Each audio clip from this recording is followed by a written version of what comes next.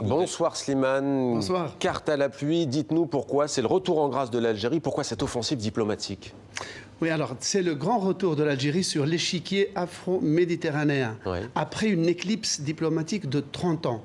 Et le grand retour par la Grande Porte, regardez sur la carte, la Grande Porte, c'est la Libye avec laquelle l'Algérie partage 1000 kilomètres de frontières. Et les frontières libyennes sont contrôlées par le maréchal Haftar.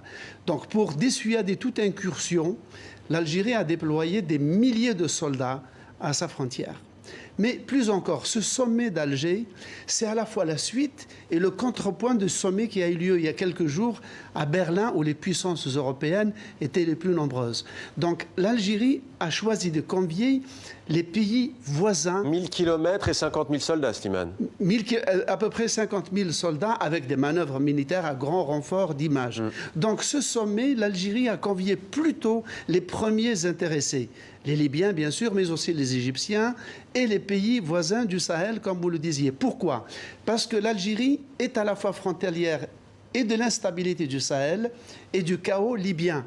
Et donc les Algériens veulent montrer par là qu'il y a une corrélation entre ce qui se passe en Libye et ce qui se passe dans le Sahel, ne serait-ce que l'acheminement d'armes à partir de la Libye vers le Sahel, et qu'il faut donc trouver une solution globale, et comme le disait le ministre des Affaires étrangères algérien, d'abord entre les premiers intéressés, c'est-à-dire les Libyens eux-mêmes.